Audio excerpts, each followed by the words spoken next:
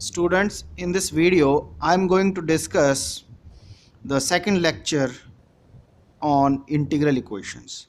In previous lecture, we have defined about the integral equation, the types of the integral equations like Fredholm integral equation, Volterra integral equation, some basic definitions.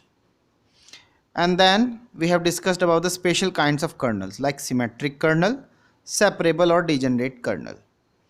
Now, we are having few more kernels, but before that, here we are having integral equation of the convolution type. This is another definition, integral equation of the convolution type. So if your kernel kxj is basically a kernel of the form kx minus j, so xj is nothing but x minus j. That means we are having kernel in the form of the difference of x and j. So here we are having two variables, and here the variable is nothing but the difference between these two. That means difference kernel. Then this is called as the integral equation of the convolution type.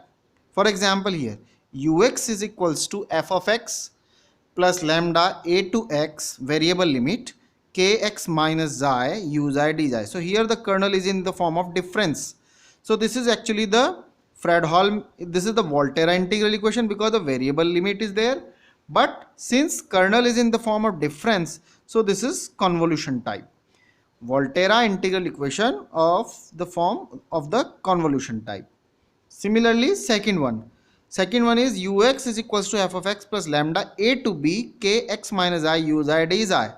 So this is constant limits, so Fredholm integral equation, and due to this kernel in the form of difference kx minus I, this is Fredholm integral equation of convolution type.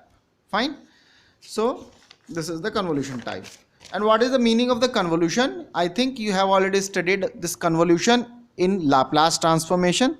So here, suppose you are having two functions. What is the meaning of convolution? So this is given here. So suppose you are having two functions u1 and u2 be two continuous functions defined for x greater than equals to 0. Then the convolution, which is also known as Faltung of u1 and u2 is denoted and defined by this. u1 star u2 star represents the convolution, which is equals to integral 0 to x u1 x minus I u2 xi, here will be d xi, is equals to 0 to x u1 xi u2 x minus I d xi. So here is difference in the form of u1, here difference in the form of u2. Fine. So this is convolution. This is the meaning of convolution, and you have studied this in Laplace transformation, Fourier transformation, etc. Now the third kernel. First one is symmetric kernel. Second is separable or degenerate kernel. Now the third one is iterated kernel.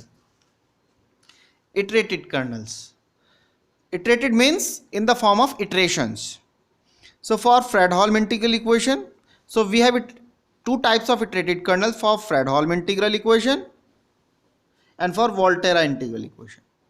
Fine. So now for Fredholm integral equation, so this is the Fredholm integral equation, and here iterated kernel is given by this kn x xi, where n is 1, 2, 3. So now we will define this kn iterated kernel kn x xi. Put n is equal to 1 here, so k1 xi is nothing but the kernel, which is this. k1 xi is kxi, as it is same.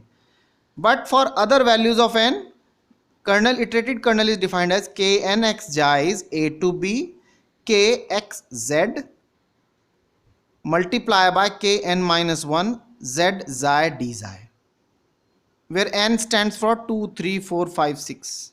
For n is equal to 1, we are having k1. For n equal to 2, 3, 4, we have this equation. And here z is basically the intermediate variable. Z is intermediate variable. Fine. Now, this is Fredholm time because constant limits are there. Now here we are having variable limits. So this is Volterra integral equation.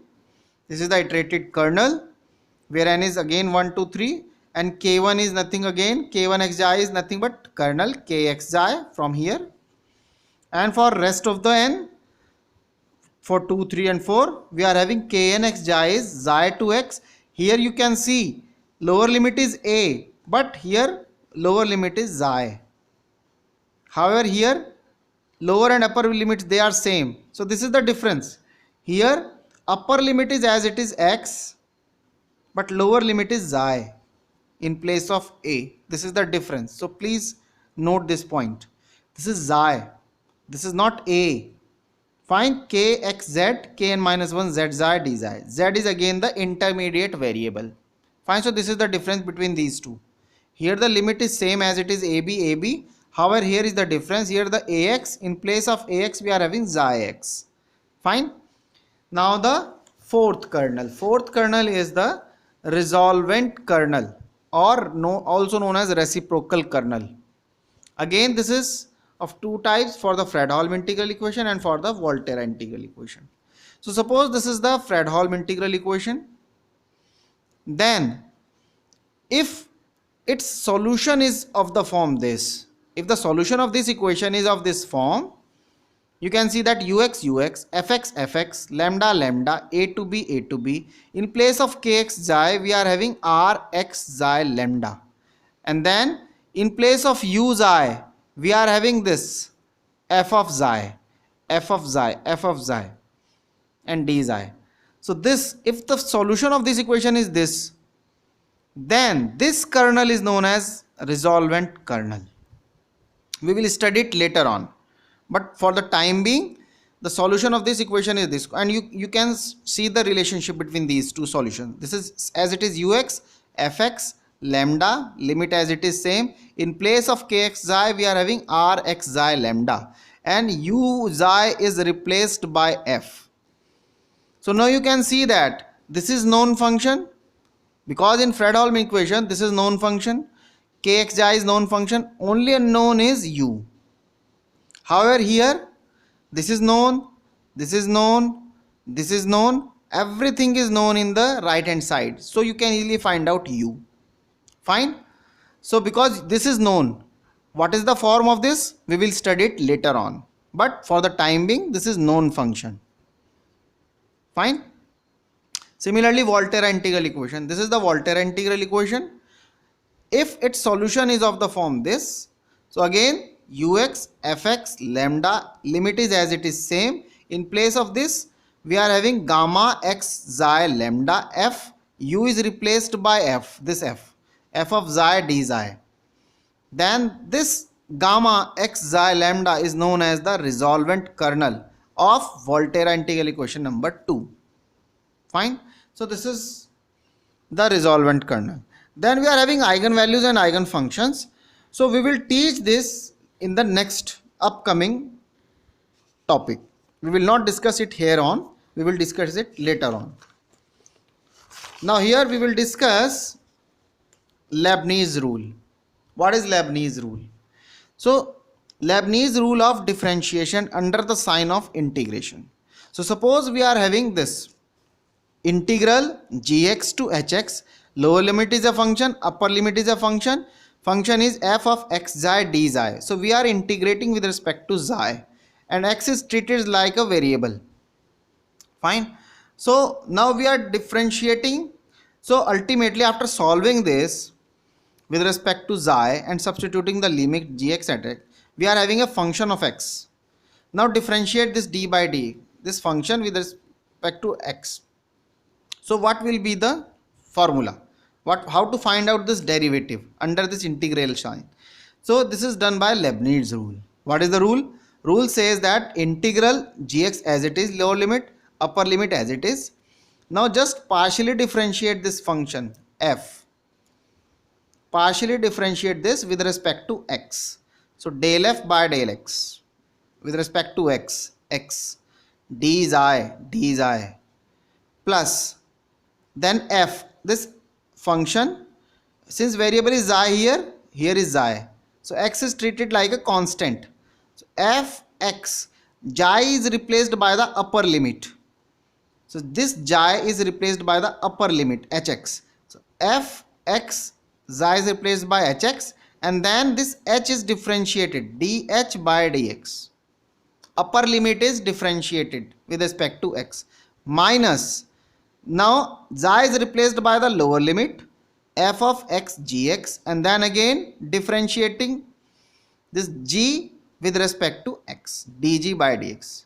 So as it is same rule here and here, the only difference is that here is minus, here is plus.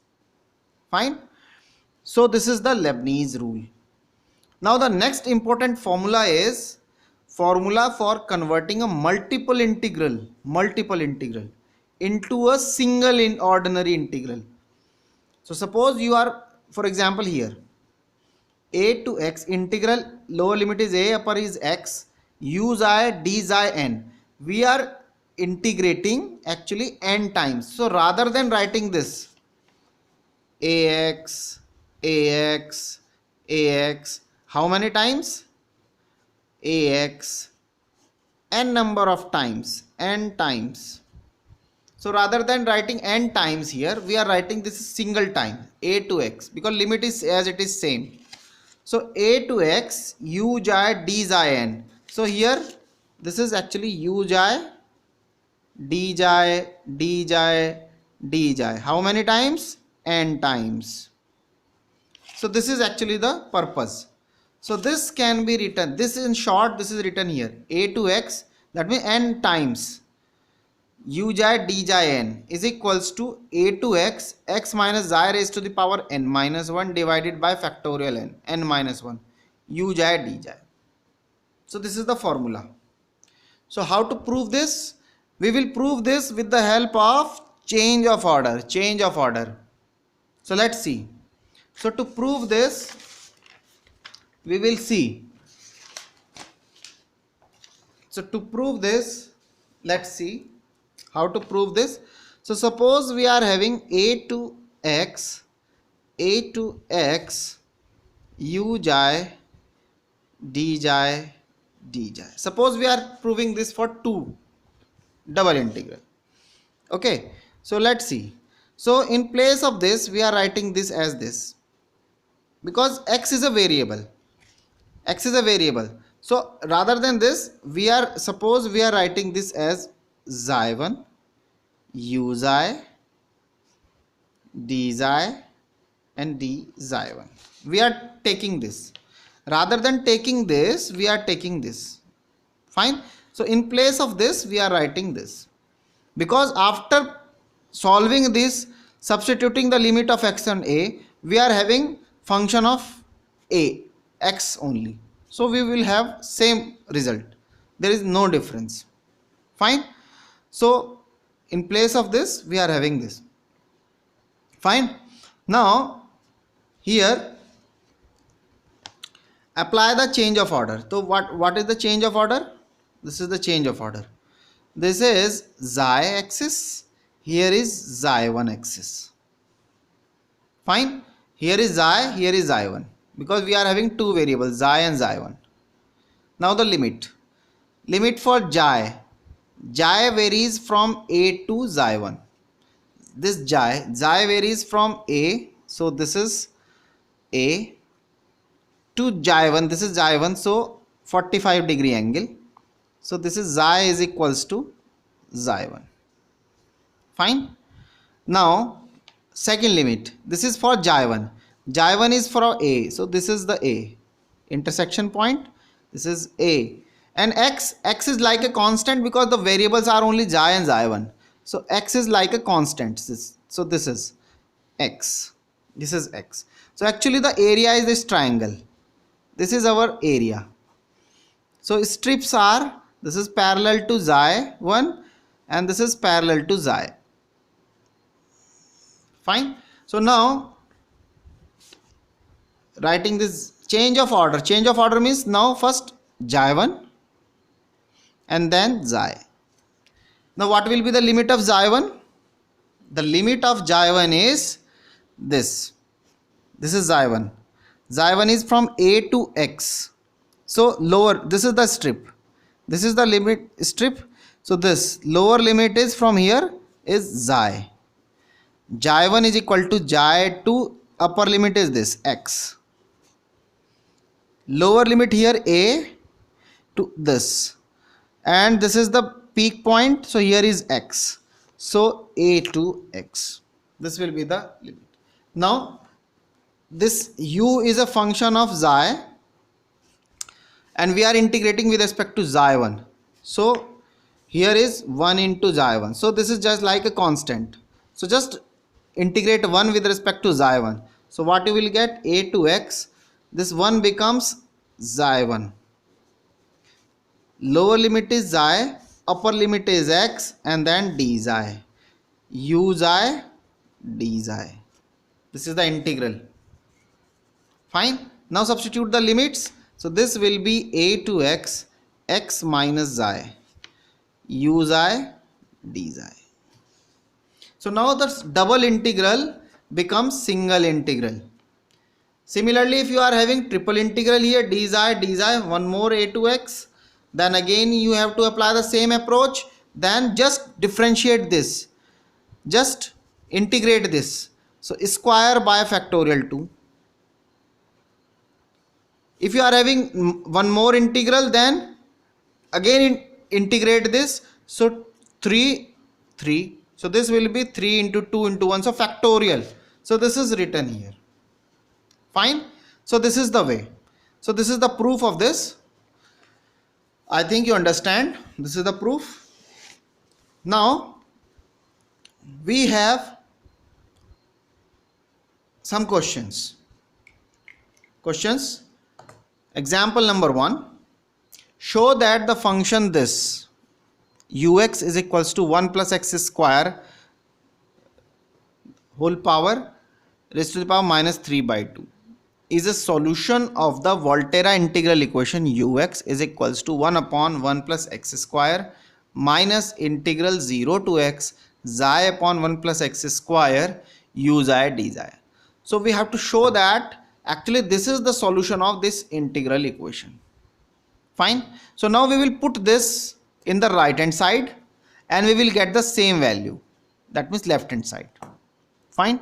So this is the given integral equation, Volterra integral equation. This is the solution, ux is equal to 1 plus x square raised the whole power minus 3 by 2. Fine. So here we need u xi, so just replace x by xi here. So u xi is equals to 1 plus xi square raised to the power minus 3 by 2. Now substitute this u xi in right hand side here. So now the right hand side of 1, this is equals to 1 plus x square minus this integral 0 to x xi upon 1 plus x square, and now u xi, but u xi is this 1 plus xi square raised to the power minus 3 by 2 d xi. Now to simplify this, actually we will take this transformation. So let 1 plus xi square, this a new variable t square. So what we will get, 2 xi d xi is equal to 2t dt. That means xi d xi is t dt. So just put this here. So what you will get, 1 upon 1 plus x square minus this 1 plus x square, 1 upon 1 plus x square you can take it outside because you are integrating with respect to xi, so this is like a constant की तरह deal करेंगे, इसको बाहर ले आएंगे. So 1 upon 1 plus x square integral, अभी limit बाद में देखते हैं, let's see. So this is xi d xi is t dt, so xi d xi is nothing but t dt. Fine. Now 1 plus xi square you have already taken as t square, so t square raised to the power minus 3 by 2, so this will be t raised to the power minus 3 dt. Fine. तो ये value हम यहाँ put करेंगे, 2 से 2 cancel हो जाएगा, t raised to the power minus 3 बचेगा dt. Now the limit, put xi is equals to 0 here, so you get 1 equal to t square, so t will be 1. Put xi is equal to x, so 1 plus x square t square, so t will be square root of 1 plus x square. We are taking the positive sign here, we are not taking the negative sign here. Fine. So now simplify this integral and then substituting the limits, so we are getting this t raised to the power minus 1 upon minus 1, so 1 upon 1 plus x square minus this 1 upon 1 plus x square, integral will be t raised to the power minus 1 divided by minus 1, then lower limit is 1, upper limit is 1 plus x square, put the values of these limits, so we will get this equation. Simplify this, ultimately we are getting this 1 plus x square raised to the power minus 3 by 2, and this is actually your ux. So left hand side of 1. So this is the proof. Fine. Similarly, the second equation, this is the Volterra integral equation, this is the Fredholm integral equation. Fine. So here show that the function ux equal to 1 constant is the solution of the Fredholm integral equation. This. So here we will take this integral part. So here we have already taken this integral part, right hand side. Here the integral part is in the left hand side. So we will take the left hand part. Fine. So this is the equation here. So now substitute the value. Ux is equal to 1. So we need, since uxi, so uxi will be 1. Since ux is 1, so uxi will be 1. So now the LHS of 1. LHS is ux plus 0 to 1 x e raised to the power xi minus 1 uxi dxi. This is the given integral equation, left hand side of the given integral equation. Now put ux, but ux is 1, so 1 plus 0 to 1 x e raised to the power xi minus 1. Now uxi is also 1 dxi. So here you can take this x outside, so 1 plus x integral 0 to 1 e raised to the power xi minus 1 dxi. Now integrate with respect to xi, so you can treat x as a constant. So 1 plus x इसको integrate किया with respect to xi, so we get e raised to the power xi divided by x minus this will be xi. Lower limit is 0, upper limit is 1. Simplify, substitute the limits. After solving this, we get e raised to the power x minus x, which is nothing but the which is nothing but the right hand side. Fine. So this is the solution. Similarly, we are having the third. Third is important because here we are using the kernel. Fine. So here show that ux is equals to cos 2x is a solution of the integral equation ux is equals to cos x plus 3 0 to pi k x z u z dz, where this kernel is given by this function. Kxi is given by sin x cos xi when x varies from 0 to xi, and cos x sin xi when x varies from xi to pi. So this limit is divided into two parts, from 0 to xi and xi to pi. Fine. So let's see how to solve this. This is very important example. Fine. So ux is equals to cos x plus 3 0 to pi k x z u z dz. Important thing is that in this kernel, if you will see, here x is the variable, because x varies from 0 to xi, here x varies from xi to pi. However, in this integral, if you will see, xi is the variable rather than x. यहाँ तो x variable है, जबकि यहाँ जो है आपका xi है variable. इसका मतलब जब आप इस कर्नल को, when you are putting this kernel in this equation, so xi becomes x and x becomes xi. यानी दोनों इंटरचेंज हो जाएंगे. क्यों? क्योंकि यहाँ तो xi है वेरिएबल और यहाँ है x वेरिएबल. तो ये फंक्शन तो x के लिए लिखा गया है, जबकि आपको तो चाहिए xi के लिए. फाइन. सो x की जगह xi कर देंगे और xi की जगह x कर देंगे. Only interchange. That's why this is important. So we have taken this equation. So kx xi is given by this. ux is already given to you, cos 2x. So uxi will be cos 2 xi. So now substitute this limit here. So what we will get, right hand side, cos x plus 3 0 to pi k x xi u xi dxi.